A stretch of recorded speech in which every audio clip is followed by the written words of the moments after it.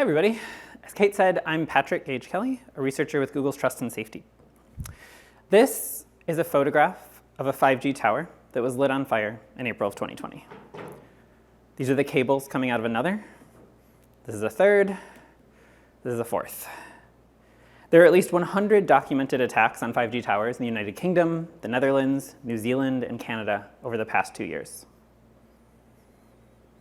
These are attacks on cell phone infrastructure, something most of us would generally spend zero time thinking about, largely motivated by a range of misinformation, information that's been widely spread, including the idea that 5G radiation causes COVID-19, and that 5G signals weaken the immune system, allowing the spread of COVID-19. There are other theories unrelated to COVID-19, including 5G causing cancer, 5G being advanced surveillance or weapons technology, or 5G signals killing birds, but birds aren't real anyway. Later, 5G would resurface in a set of vaccine-related stories around the ideas of microchips in the vaccine, which became something of an internet joke, like this example with Ryan Reynolds here on Instagram, receiving the vaccine with the caption, "Finally got 5G." This post, as of today, has 3.8 million likes and over 27,000 comments, which I cannot recommend generally that you read. But back in April of 2020, in New York Times reporting on these very real, burnt-out 5G towers, Adam Santorino and Davey Alba write, the 10 most popular 5G coronavirus conspiracy videos posted in March were viewed over 5.8 million times. Today, the conspiracy can be found on Facebook in over 30 countries, including Switzerland, Uruguay, and Japan. Which points to a potentially, hopefully, unique moment. The coronavirus pandemic has reshaped our world, our personal interactions, shaking hands, traveling to see loved ones, to the masks that we're all wearing in this room, to societal level expectations around public health, the economy, who's an essential worker, and who around the globe has access to vaccines. This unique moment also means that much of the world's attention is focused similarly on a single story, a moment that has now lasted for almost 2 years. And so, using the tools of public opinion polling in partnership with Ipsos, we can start to understand how pervasive these ideas are across multiple countries. The results I'll discuss today include respondents from 16 countries, shown on this map, with surveys beginning in May of 2020 and continuing till today. We asked 2 simple questions. The first was focused on exposure. We would ask people about a statement of information, and they would respond to us and say, I've heard that many times, I've heard that at least once, I haven't heard that, or I'm not sure if I've heard that. And we asked a second question focused on belief, where respondents could tell us if they strongly believe a statement, if they kind of believe it, if they're not sure, if they don't really believe it, or if they strongly don't believe that statement.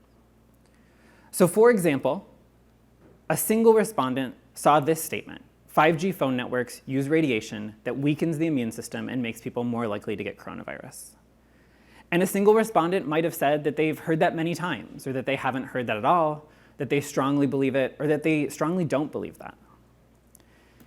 If we look at our results from the United Kingdom, again back in May of 2020, we see that 28% of respondents there had heard that many times, with another 49% of respondents saying they've heard that at least once, and just 23% saying that they weren't sure if they'd heard that or they were sure that they hadn't, showing just how pervasive this misinformation had been, particularly after the attacks were likely on the news.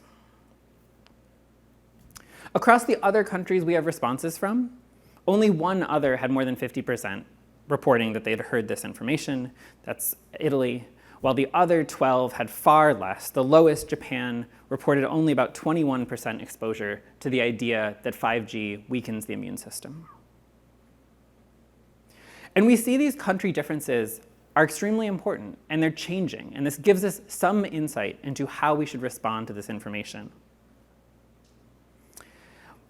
But although last May the UK had widespread exposure to the purported immune-weakening radiation of 5G towers, there was not widespread belief that this statement was true, and that's good. At the time, about 75% of UK-based respondents said they didn't really or didn't strongly believe that this statement was true, or that they weren't sure, with only about 10% believing. 3 of those percent strongly believing. In some ways, this is also good. The vast majority do not believe that they're being weakened by 5G towers that are around them in their environment. But 10% with some belief is still significant. 10% of respondents is not just noise, it's not just limitations with surveys. We're seeing real views here. And at the time, the UK was actually a bit better off than some other countries. 14% of Australian respondents, 13% of Canadian respondents, 19% in France, 19% in Italy, with in France and Italy both 6% strongly believing this. So this is one of our first takeaways. There's a lot of people who hold these beliefs, and in some cases quite strongly. Beliefs that earlier than this pandemic wouldn't have really made sense, but in many ways are building on years of conspiracy theories.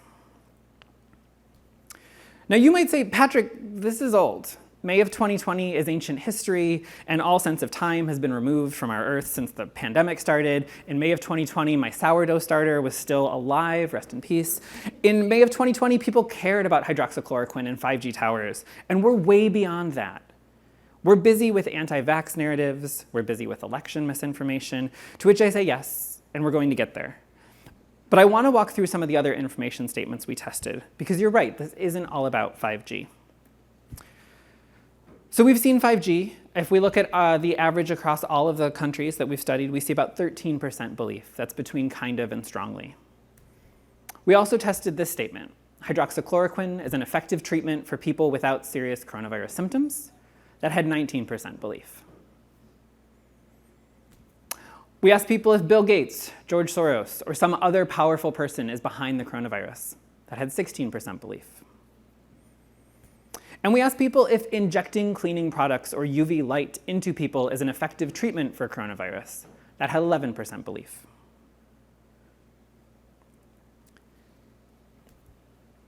But we don't just have one-time numbers. We've been running these surveys semi-regularly since May of 2020, every few months checking in to see how things have changed or not changed. And this is still ongoing. We'll have more data coming in over the next few months. And while we continue to ask these questions, one of the effects that we find over and over again is that although the narratives move quickly, although you all have potentially not been thinking about injecting UV light or bleach recently, once these beliefs are established, once these fringe beliefs take hold, they're difficult to change. A year later, in spring 2021, we again asked respondents those statements that you saw. And we found that that UK group had only decreased 1%, a non-statistically significant change, which is reflective of what we saw in other countries. These beliefs had stuck. And this isn't just true for 5G. When we look across differences from 2020 and 2021, we see relatively little change. And worse, we actually see one of the biggest decreases is 5G support. That decreased only 2%. Hydroxychloroquine as an effective treatment was unchanged. The idea that Bill Gates, George Soros, or someone else was behind coronavirus actually increased 1% year over year. And injecting cleaning products or UV light didn't change as well. These views, once they are established, stick. Which brings us to vaccines. Even before vaccines were available, it was much discussed in information quality circles that vaccine misinformation would be coming, and it would be big. Again, building on multiple decades of anti-vaccination community organizing. We tested multiple items on coronavirus vaccinations, including the coronavirus vaccine has microchips in it to secretly track those who get vaccinated, which is currently at 11%. It decreased just 1% year over year. The coronavirus vaccine may cause infertility, so people who might want to have children in the future shouldn't get it. That increased 2% since we first tested it. And when a coronavirus vaccine is available, it will likely harm many of the people who get it. That increased 5% from when we first tested it, up to 25% last summer. That means that across a time where millions of people first safely received the vaccine, we saw increasing mistrust in vaccines that might harm people. And again, we see relatively little change here in these numbers. These beliefs tend to stick. While we theme this talk around measuring and understanding COVID-related misinformation, it's important to point out that not all misinformation is created equally. You'll get a better sense of that in Gus's talk next. You heard a bit about this from Chris in terms of disinformation. I'm not going to get into here ideas of disinformation, misinformation, the intent and qualifications of what qualifies this information. We've seen information shift throughout the pandemic. One of the reasons this is difficult is because this information is changing throughout the landscape. When we first asked about hydroxychloroquine, it was arguably still up in the air. That is, there were ongoing trials. And while things were starting to maybe not look great, it wasn't deeply down that very polarized, confused path that it would then follow. One that, say, ivermectin, convalescent plasma, remdesivir, monoclonal antibodies, and others would later follow. And so from the beginning, we included statements that were not purely misinformation, not just conspiracy theories. For example, we asked participants if they had heard or believed that a coronavirus vaccine supported by scientists and medical doctors around the world would be safe. We first tested this question in October of 2020, before vaccines were available, before phase 3 results had come back from any of the major companies. And at the time, only 52% of respondents believed this, believed that a vaccine supported by scientists and medical doctors would be safe. That went up 4% year over year to where it was sitting last summer. You may find 56% to still be quite low for a vaccine that the medical community supports. We also tested some general health information. And where we want a piece of optimism, perhaps this is where we should focus. Overall, we see much higher rates of belief than any of the more clear-cut misinformation or questionable information statements that we tested. Wearing a cloth face covering or mask in public is an effective way in slowing the spread of the coronavirus, and staying at least 6 feet from people not in your household is effective in slowing the spread of the coronavirus are two of the questions we tested. In mid-2020, we saw these numbers at 73% and 70%. Strong belief, strong support across the 16 countries we tested these things in. This is great, two of the highest agreements item we tested. However, these were also two of the items where we saw the largest drop between 2020 and 2021, 5% and 7% respectively. And while this keeps both in the 60% agreement range, it shows how much effort is required to maintain these extremely high levels of belief. We take this to show how important continued, unified, proactive health messaging is. And we see this in specific countries. If we look at just numbers in the United States between May of 2020 and May of 2021, these items both dropped by 8%, likely capturing some of the polarization that happened over the course of this year, a change in leadership and a change in messaging. We see different in-country effects for these items in China. Belief that social distancing was effective, which started around 71%, dropped over 15%. This likely has much more to do with China's radically different approach to COVID policy, dealing with how they support lockdowns, extremely strict lockdowns, over-testing, and vaccine requirements. It's another point here to reflect on how the in-country differences really determine how we need to look at these numbers. Although we had the entire world similarly focused on this one event, we see that local policy, local decisions, the ways this interacts with people's daily lives impacts how they believe and how they are exposed to this information. And while I won't have time to get into every country's individual results today, this is where I want to pause and point out that even with the entire world focused on the same general problem, we see from these numbers that misinformation isn't simply an overlay that affects every country and its people in the same way. From different national and government responses, to the impacts felt by different regions, the availability of vaccines, and other societal factors, these all determine how messages are spread, heard, and believed. Additionally, all the standard methodological limitations apply. These survey questions were written by a United States-based research team with Western-educated views. While we worked with our research partners to translate and localize the results, and we do our best to acquire the best panel responses that we can, there are still difficulties here. And for a more complete description of these issues, see my Enigma talk from last year on multi-year opinion surveys of privacy attitudes back when my hair was still pandemic blonde. While we're focusing on the limits of this work, we've also focused just on two metrics, exposure and belief. But what's the relationship between these two? If we think of one's belief in a piece of low quality or potentially misinformation, an obvious one perhaps, say that powerful people like Bill Gates and George Soros or some other powerful person is behind the coronavirus.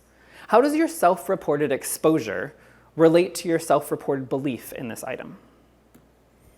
If we take the group of people who reported that they weren't sure if they had heard this or they aren't sure as our baseline, as our 1x baseline, then if you self-report that you've heard this many times, you are 7.9 times more likely to believe this is true. That is, a member of the group who self-reports that they've heard this many times is 7.9 times more likely to believe that Bill Gates, George Soros, or some other powerful person is behind coronavirus than a member of the group who reported that they are not sure if they've heard this or that they haven't heard it. And this isn't just for this example.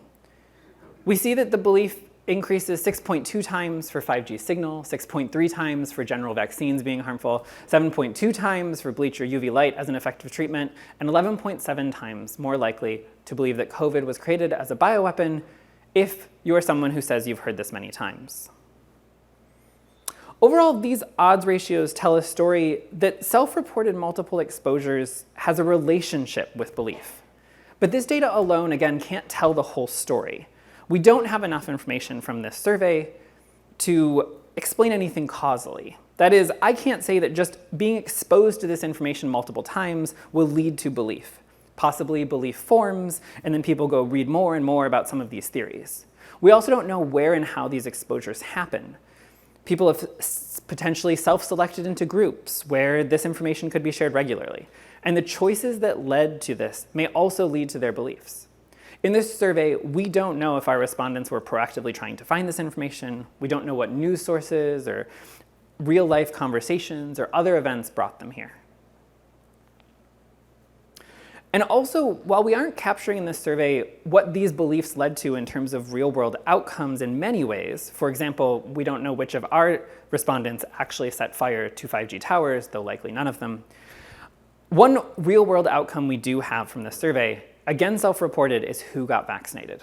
In the later waves of our data, when vaccination was becoming more available, we see that participants who believe that vaccines are generally unsafe are half as likely to get vaccinated. And participants who believe that when scientists and doctors vet a vaccine, it will be safe are about twice as likely to get vaccinated. This isn't surprising that vaccine beliefs would lead to vaccine action, but we're really trying to say that these beliefs, this exposure, does have meaningful real-world outcomes. It's not just about cell phone infrastructure, it really is about public health. So to conclude, I want to again highlight a few of the things we've learned from surveying respondents in 16 countries over the last 2 years. We see substantial populations in every country believing in various misinformation and low-quality information statements, as well as widespread exposure to that information. The reason why we continue to do this broad public opinion polling work is it's one way to better understand and measure misinformation. It's one signal out of many, and it highlights differences between countries that continue to deserve further investigation. We also see that fringe beliefs, sometimes strongly held, mean that we need to take these types of beliefs in coordination with other things that we're thinking about, non-pandemic topics. There are many beliefs that are held by these minorities, sometimes strongly. And this is something we need to deal with as a security and privacy community. It's something we need to deal with as a broader society. Because once these beliefs take root, they stick. And so understanding how to stop this in the first place, pre-bunking as was mentioned earlier, or other ways of limiting the spread of this exposure and this belief may help us. We see things that have long since left the news cycle, still holding similar levels of belief to surveys from over a year ago. And as always, we see just really slow change in these numbers. And finally, we see a relationship between exposure and belief. And while this survey can't explain causality, we do see that people who report seeing misinformation more often also report higher levels of belief in that misinformation. We think it's vitally important to understand the quality of information that exists on and offline and how that information leads to beliefs and behavior, in this case, behaviors that could support or harm public health, and we're continuing to monitor these items as the pandemic continues. Thank you all so much. I'd love to take questions.